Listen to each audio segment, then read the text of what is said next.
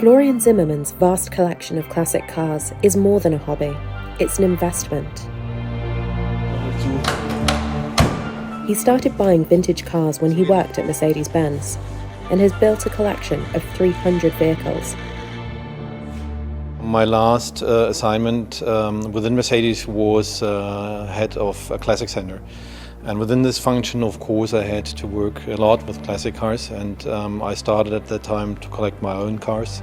Across the globe, billions of dollars are being spent annually on classic cars, in a wave of investment in this alternative asset. In 2022, a Mercedes-Benz 300 SLR Uhlenhaut Coupé from 1955 was sold for a whopping 135 million euros, about $149 million, making it the world's most expensive car ever sold.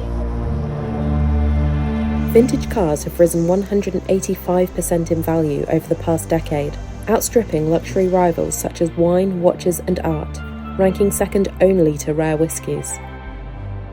That's according to Knight Frank's 2023 Wealth Report.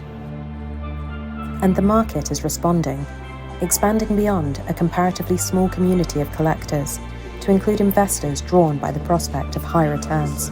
So besides the fun and the fun with the cars, it became also a serious investment for us. And as you see behind me, quite a number of cars now within our collection, which we keep for the future.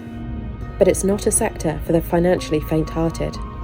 Zimmermann says running costs for car collections, including hefty storage and insurance fees, could easily amount annually to 6% of the portfolio's value.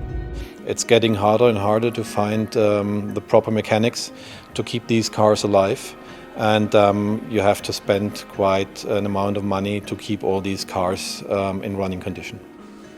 Nonetheless, the classic car market is expanding as the number of wealthy people also rises.